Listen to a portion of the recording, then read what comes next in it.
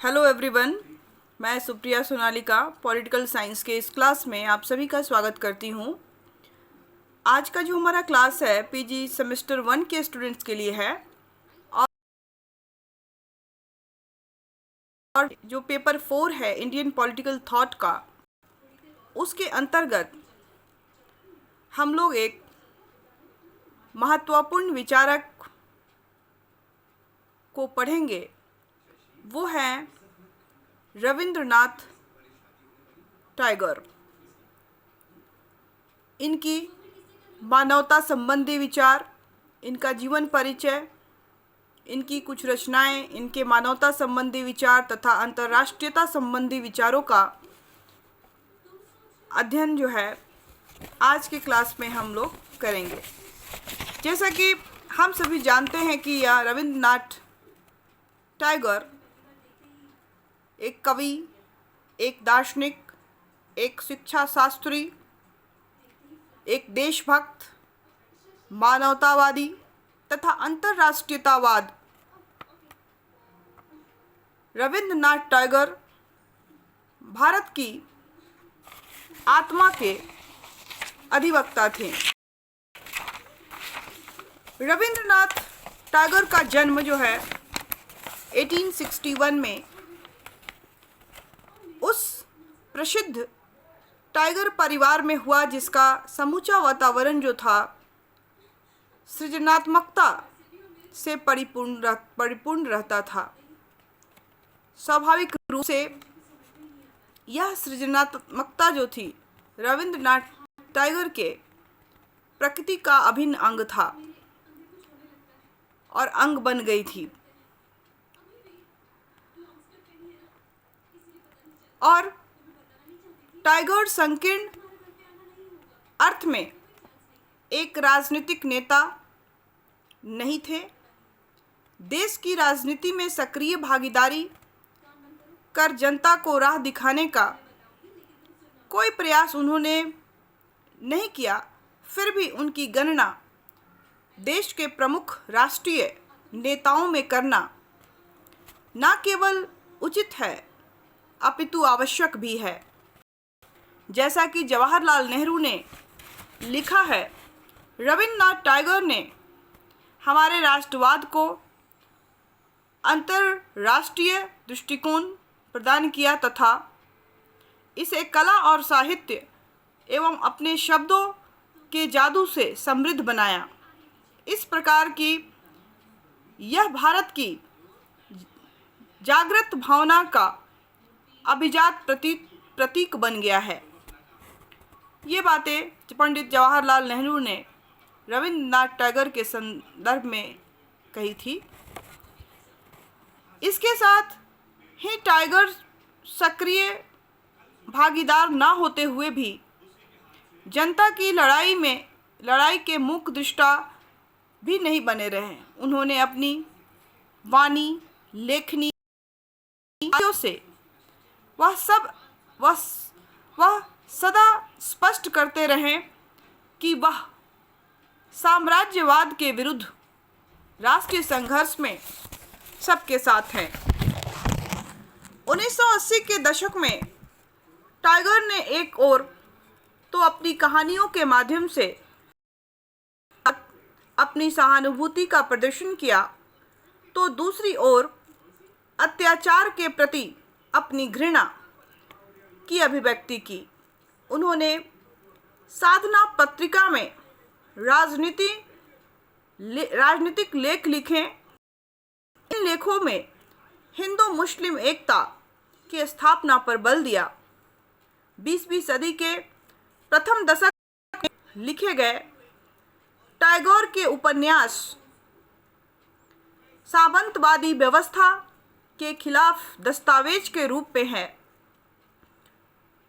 इनमें न केवल सामंती उत्पीड़न एवं शोषण के अंत की आवश्यकता को रेखांकित किया गया है, बल्कि सामंती नैतिकता के प्रतिक्रियावादी चरित्र का भी पर्दाफाश किया गया है।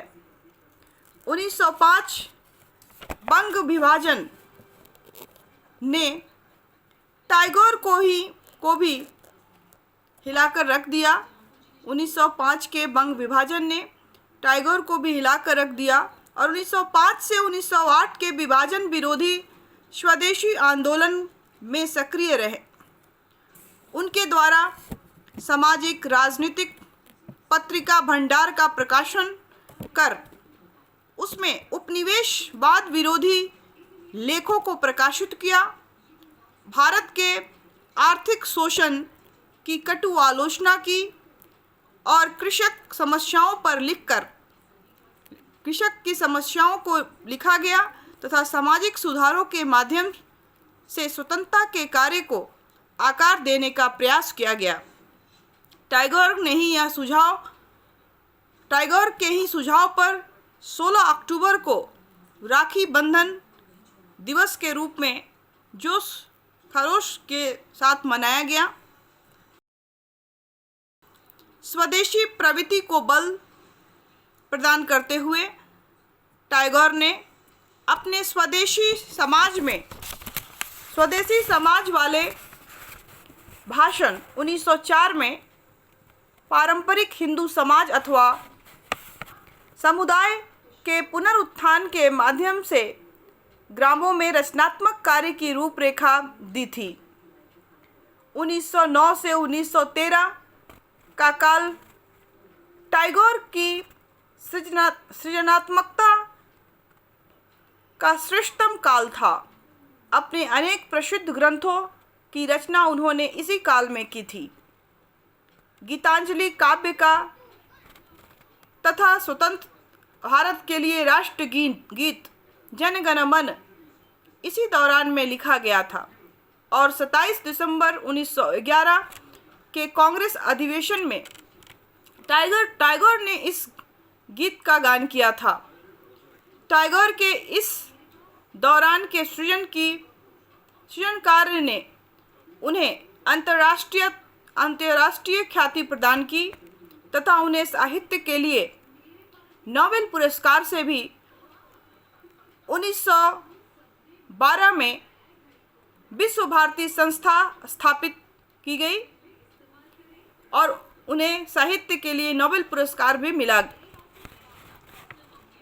टैगोर की देशभक्ति का उग्र रूप 1919 में देखने को मिलता है, जब जलियांवाला बाग हत्याकांड ने उनकी आत्मा को झकझोर कर रख दिया और पंजाब पर किए जा रहे अत्याचारों के विरुद्ध उन्होंने एक क्रोध भरा पत्र गवर्नर जनरल चेस्टरफोर्ड जो उस समय का था उसको लिखा और साथ में ही 27 मई 1919 को सरकार द्वारा प्रदत्त नाइटहुड सर की उपाधि जो थी उसको उन्होंने वापस कर दी। भविष्य में यद्यपि अगर टैगोर के राष्ट्रीय संघर्ष में सक्रिय भागीदारी नहीं की, किंतु उनका समर्थन सदैव आज़ादी को मिलता रहा। अपनी रूस यात्रा में टैगोर समाजवाद की उपलब्धियों से बहुत अधिक प्रभावित हुए। 1941 में जो है उनका देहांत हो गया था। 1940 में उनका देहांत हो गया था। जन्म 1861 में और उनका देहांत जो है वो 1941 में हो गया था। टैगोर के दार्शनिक अगर विचारों की हम बात करें तो वह एक आध्यात्मिक थे। वह ईश्वर की सत्ता में विश्वास रखते थे। उन पर मांड्यूक्य उपनिषद के जो सत्यम शिवम और अद्वैतम के विचार का प्रभाव था। सत्यम शिवम और अद्वैतम के विचार का प्रभाव था। अल्बर्ट श्वाइत्ज़र के अनुसार टैगोर एक तत्ववाद और द्वैतवाद दोनों को ही समान रूप से की सार्वभौम सत्ता में विश्वास करते हुए उनका मानना था कि मानना था कि समग्र वस्तुओं में व्याप्त यही परमात्मा मानव विश्व का ईश्वर है। टाइगर बीपी वर्मा के शब्दों में पृथ्वी पर देवी प्रेम के संदेशवाहक थे। बीपी वर्मा ने उन्हें पृथ्वी पर देवी प्रेम के संदेशवाहक के रूप में उन्हें संबोधित किया था। टैगोर का दर्शन एकात्म का दर्शन था। उन्होंने परमात्मा और आत्मा में एकात्म स्थापित करने के साथ साथ मानव और विश्व के मध्य भी एकात्म को स्वीकार किया। एकात्म में टैगोर की आस्था इतनी गहरी थी कि उनके अनुसार तथ्यों का नाम सत्य नहीं बल्कि तथ्यों का सामंजस्य सत्य है और सौंदर्य तथा प्रेम सामंजस्य की अभिव्यक्ति है। इस तरह का दर्शन कभी भी विशुद्ध तर्कवादी नहीं हो सकता। टैगोर का मानना था कि कोरा तर्कपूर्ण मन उस चाकू के समान है जिसमें केवल फलक ही फलक होते हैं। वह बल प्रयोग करने हाथ को लहूलुहान कर देते हैं। तो ये उनके दर्शन से संबंधित जो भी थे वो विचार थे। अब हम उनके मानवता से संबंधित जो उनके विचार थे उनका अध्ययन करेंगे। और टैगोर जो थे एक मानवतावादी विचारक थे। उनके मानवतावाद का आधार जो था वो अध्यात्म था। उनका मानना था कि सत्य जिसका सार्वभौम सत्ता के साथ एकात्म है तत्व मानवीय होना चाहिए। इतना ही नहीं, उन्होंने स्पष्ट घोषणा की कि यदि कहीं कोई ऐसा सत्य है जिसका मानवता से कोई संबंध नहीं है तो हमारे लिए उसका अस्तित्व नहीं हो सकता। टैगोर ने सार्वभौम मानव को संदेश दिया। उन्होंने मनुष्य के अंतःकरण की पवित्रता को स्वीकार किया। जीवन को उसकी समग्रता में अपनी शक्तियों और व्यक्तित्व का सर्वांगीण विकास करें और इसलिए उन्होंने सन्यासी जीवन का कभी भी समर्थन नहीं किया। उनका मानना था कि शुद्ध जीवन का पूर्णत्व समाज में अपने कर्तव्यों और दायित्वों का पालन करते हुए ही प्राप्त किया जा सकता है। भारतीय इतिहास पर विचार करते हुए टैगोर का मानना है कि हमारा इतिहास सतत सामाजिक तालमेल का इतिहास रहा है और अनेकता में एकता की खोज भारत के इतिहास की मुख्य विशेषता रही है। टैगोर के शब्दों में विश्व में तथा अपने भीतर एक को देखना, अनेक के बीच एक को प्रतिष्ठित करना, ज्ञान के द्वारा उसकी खोज करना, कर्म द्वारा उसकी स्थापना करना, प्रेम में उसका साक्षात्कार करना और जीवन में घोषणा करना, यह है जिसे भारत संकटों और कठिनाइयों का सामना करते हुए अच्छे और बुरे दिनों में शताब्दियों से करता आया है। टैगोर के अनुसार यही भारतीय इतिहास का केंद्रीय और शाश्वत तत्व है। एकीकरण और समायोजन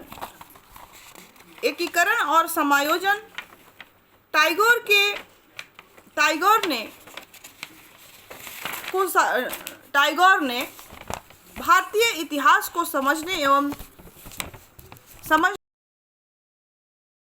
के रूप में देखा था। भौतिक क्षेत्र में पश्चिम की सभ्यता की उपलब्धियों की उपादेयता, किंतु उसके साम्राज्यवादी शोषण चरित्र के वे कटु आलोचक थे। वह चाहते थे कि आध्यात्मिक पूर्ण तथा भौतिकवादी पश्चिम मिले, दोनों का मिलन तो हो, लेकिन अपने अपने सकारात्मक योगदान से सार्वभौम मानवतावादी संस्कृति का विकास हो। मानव समाज तथा मानव का संबंध क्या है तथा का रूप क्या है, इस प्रश्न के उत्तर देते हुए टैगोर ने लिखा है कि हमारा एक बृहत शरीर भी है, वह समाज शरीर है। समाज एक अवयवी एक व्यक्ति के रूप में जहाँ मनुष्य मात्र अपने लिए सोचता है, वही वह समाज का अंग के रूप में वह समाज के कल्याण के लिए भी सोचता है या काम करता है। समाज के लक्ष्य को स्पष्ट करते हुए उन्होंने कहा कि समाज का अपने से बाहर कोई प्रयोजन नहीं है, वह स्वयं अपने में साध्य है और मनुष्यों की सामाजिकता स्वयं स्वतः और स्वच्छंद अभिव्यक्ति है। भारतीय समाज में मौजूद जाति व्यवस्था की टैगोर ने कटु आलोचना की। यह स्पष्ट किया कि जाति का विचार सृजनात्मक नहीं है, यह केवल संस्थात्मक है। वह किसी भी यांत्रिक व्यवस्था के द्वारा व्यक्ति के पारस्परिक संबंधों में तालमेल बैठाने का प्रयत्न करता है। जाति प्रथा के साथ ही वंशानुगत सामाजिक स्थिति और अधिकारों की भी टैगोर ने कटु आलोचना की है। राजनीति के क्षेत्र में टैगोर मानव अधिकारों के पक्ष में थे। उनका मानना था कि मनुष्य को अपने अधिकारों के संबंध में भीख नहीं मांगनी चाहिए, उन्हें चाहिए कि वह अपने लिए स्वयं उनका सृजन करे। मतलब अधिकारों को भीख मांगने की बजाय उसका सृजन वो स्वयं करे, उनका यह विचार था। अधिकारों के साथ टैगोर के भी वो पक्षधर थे और उन्होंने स्वतंत्रता के आध्यात्मिक पक्ष पर जोर दिया था तथा उसे आत्मा की शक्ति से उत्पन्न सृजनात्मकता से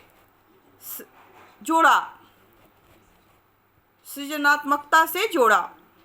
टैगोर के लिए स्वतंत्रता का अर्थ था चिंतन, कर्म एवं अंतःकरण की स्वतंत्रता। चिंतन, कर्म और अंतःकरण की स्वतंत्रता। हम जो चाहे जैसा चाहे सोच सके, जैसा धर्म जाति को चाहे एक्सेप्ट कर सके, और कर्म जो है वो जो चाहे जैसा चाहे हम कर्म कर सकें। इन तीनों की स्वतंत्रता पर उन्होंने विशेष बल दिया है। टैगोर का मानना था कि बालू पर स्वतंत्रता का चमत्कार खड़ा नहीं किया जा सकता, अतः स्वतंत्रता के लिए स्वराज जरूरी है। किंतु जो अपने भीतर स्वराज प्राप्त करने में सफल नहीं होते, वे ही जो है बाहरी जगत में वो स्वतंत्रता को बाहरी जगत में भी खो देते हैं। मतलब आंतरिक स्वतंत्रता को प्राप्त करके ही हम बाहरी स्वतंत्रता जो है उसको प्राप्त कर सकते हैं। टैगोर को अपने देश से काफ़ी प्रेम था, किंतु वे संकीर्ण राष्ट्रवादी नहीं थे। स्वतंत्र भारत की कल्पना के साथ ही उन्होंने मानव जाति के महान संघ का सपना देखा और उन्होंने अंतर्राष्ट्रीयतावादी वो थे और उनके अनुसार उन सब तत्वों का उन्मूलन किया जाना चाहिए जो जातियों के बीच अवरोध उत्पन्न करते हैं और उनके स्थान पर अंतर्निर्भरता एवं भ्रातृत्व की भावना को प्रतिष्ठित करना चाहिए या प्रतिष्ठित करना है। टैगोर की दृष्टि में राष्ट्रवाद का अर्थ था सार्वभौमिक मानवतावाद, यूनिवर्सल जो ह्यूमैनिटी है। इस कंसेप्ट की उन्होंने व्याख्या की और बताया। सार्वभौम मानवतावाद का प्रतिषेध उनके अनुसार यह मानवीय संवेदनाओं तथा भावनाओं का अंत कर देता है। मनुष्य की आध्यात्मिक संवेदन शक्ति का अंत कर देता है। उनका विश्वास था कि राष्ट्रवाद आधुनिक पूंजीवादी साम्राज्यवादी राज्यों का युद्ध घोष है। टैगोर ने संकीर्ण राष्ट्रवाद के उदय के दुष्परिणामों का चित्रण खींचते हुए लिखा कि ऐसी भयावह और असाध्य लोलुपता का दृष्ट राष्ट्र द्वारा राष्ट्र का ऐसा समग्र भक्षण, पृथ्वी के बड़े बड़े खंडों को काटकर मलिदा बनाने की ऐसी विशालकाय मशीनें और ऐसी भयानक ईर्ष्याओं का नंगा नाच कभी नहीं देखा गया था। मतलब जो ये साम्राज्यवाद का कंसेप्ट था, तो उसके वो बहुत ही विरोधी थे। ये किस तरह से जो है बड़े राष्ट्रों के द्वारा छोटे राष्ट्रों को निगल जाया जाता है या उन पर उनको अपने अधीन करके उनका शोषण, उन वहाँ के लोगों पर अत्याचार किया जाता था। तो इन सब बातों को के जो हैं वो विरोधी थे और इस संदर्भ में उन्होंने उपयुक्त बातें जो हैं वो कही है। टैगोर 1930 में की जो उनकी रूस की यात्रा के बाद सोवियत यूनियन की उपलब्धियों से प्रभावित थे और मानते थे कि बोल्शेविकवाद का उदय आधुनिक सभ्यता की अमानवीय पृष्ठभूमि में होता है, किंतु इसके साथ ही वह बोल्शेविकवाद को मानवीय समस्याओं के शाश्वत समाधान के रूप में भी स्वीकार करने को तैयार नहीं थे, क्योंकि उसमें समष्टि के लिए व्यक्ति को समाप्त करने की बात कही गई थी। टैगोर का कहना है कि मनुष्य सदैव के लिए व्यक्ति विहीन समष्टि की अवास्तविकता को कभी स्वीकार नहीं कर सकता। मानव जाति की समस्याओं के समाधान हेतु हिंसा शक्ति प्रयोग में टैगोर का विश्वास नहीं था। शक्तिहीनता और कायरता के कटु आलोचक होते हुए भी वह मानते थे कि अपने विवादों को निपटाने के लिए तलवार का सहारा लेना मानवीय बुद्धि की शक्तियों के दिवालियेपन को स्वीकार करना है। नैतिकता की पवित्रता पर बल देते थे और वह क्रांतिकारी उपायों को स्वीकार न कर सकी। कोई भी साधन, किसी भी चीज़ की प्राप्ति के लिए जो साधन उपयोग होते हैं उसकी पवित्रता पर, जैसे कि गांधी जी भी जो थे साधन की पवित्रता पर बहुत बल देते थे। ऐसा नहीं कि हमें आज़ादी पानी है तो हम गलत साधनों से भी आज़ादी पा लें। तो साधनों की पवित्रता पर रविन्द्रनाथ टैगोर जो थे वो भी काफ़ी बल देते थे। और अगर संक्षेप में अगर हम कहें तो एक कवि के रूप में, एक दार्शनिक के रूप में, एक शिक्षा शास्त्री के रूप में, एक देशभक्त के रूप में, एक मानवतावादी के रूप में और एक अंतर्राष्ट्रीयतावाद के रूप में रविन्द्रनाथ टैगोर का जो है और जो उनकी जो विचार थे वो काफ़ी इम्पोर्टेंट थे और भारत की आत्मा के एक अधिवक्ता के रूप में उन्होंने उन विचारों को व्यक्त किया, बताया। रविन्द्रनाथ टैगोर चूँकि एक सृजनात्मक फैमिली में, जहाँ पे गीत, लेख, साहित्य, गद्य, इन सब के ऐसा माहौल था जहाँ पे इन सब की रचनाएं होती थी, तो उनका भी प्रभाव उनके जीवन पर पड़ा।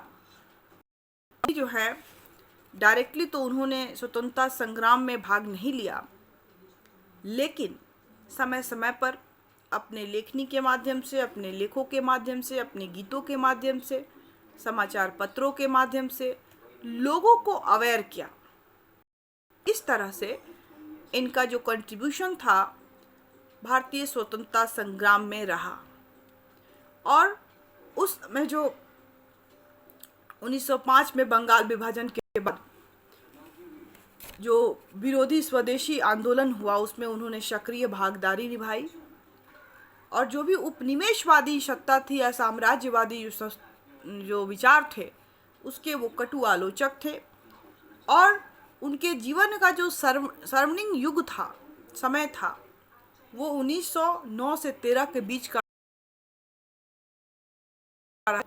जो उनकी रचनाएं थी उनको लिखा। उसमें गीतांजलि, जिसके लिए वो बहुत फेमस हुए, नोबेल पुरस्कार भी उनको मिला, और राष्ट्रीय गीत जो भारत का है जन गण मन, उसकी भी रचना उन्होंने इसी काल में की।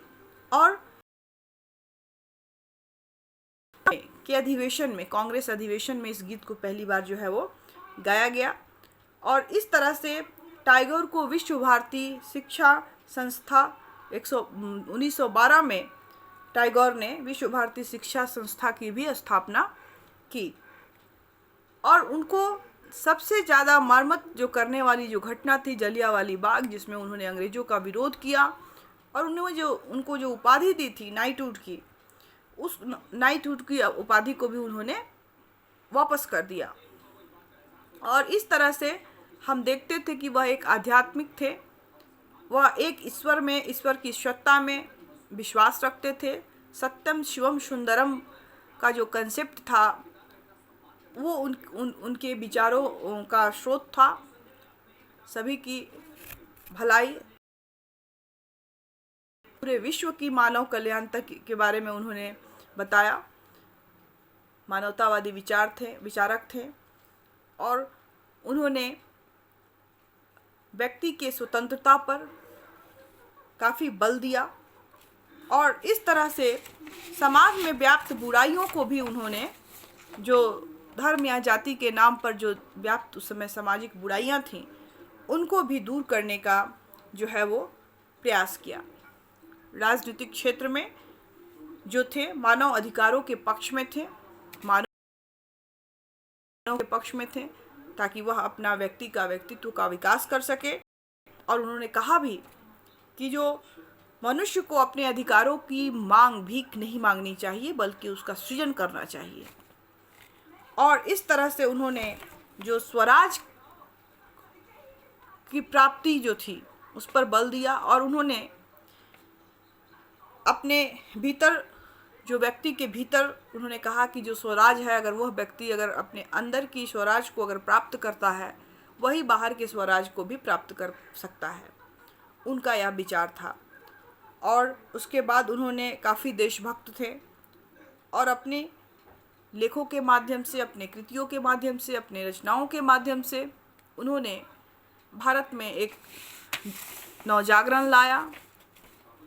भारत में के स्वतंत्रता संग्राम में इनडायरेक्टली जो है वो भाग लिया, अपने लेखों के माध्यम से, अपने रचनाओं के माध्यम से।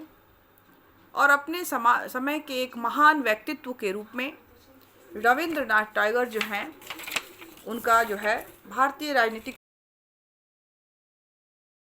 महत्वपूर्ण इनकी भूमिका रही, स्थान रहा, स्पेशली मानवतावाद के संबंध में। पूरे विश्व के मानव को वो एक समझते थे। एक अंतर्राष्ट्रीयतावाद के कंसेप्ट रखा उन्होंने उस समय, कि किस तरह से एक सभी व्यक्ति जो हैं सोल्यूशन के लिए जो एक अंतर्राष्ट्रीयतावाद का जो कंसेप्ट है वो एक सूत्र में बांधकर किस तरह से रखा जा सकता है, इस अवधारणा का विकास किया। 1941 में इस महान जो महान विभूति थे, इनका देहांत हो गया। लेकिन साहित्य के क्षेत्र में, कला के क्षेत्र में, राजनीति के क्षेत्र में, या देशभक्त के क्षेत्र हो, या मानवतावाद से संबंधित इनके विचार हो, या आध्यात्म से संबंधित विचार हो, या अंतर्राष्ट्रीयतावाद से संबंधित विचार हो, भारतीय राजनीतिक चिंतन के क्षेत्र में, उन परिस्थितियों में उस समय जो थे काफ़ी प्रभावशाली हुए, और आज भी इनकी प्रासंगिकता बनी हुई है। और इस तरह से हम देखते हैं कि रविंद्रनाथ टैगोर का भारतीय राजनीतिक चिंतन में एक महत्वपूर्ण स्थान रहा है। तो ये संक्षेप में रविन्द्रनाथ टैगोर के बारे में था। आई होप आपको समझ में आया हो। आज का क्लास हमारा यहीं समाप्त होता है। बहुत जल्द हम नए टॉपिक के साथ आपसे फिर मिलेंगे। तब तक के लिए घर में रहें, सुरक्षित रहें, पढ़ते रहें। All of you.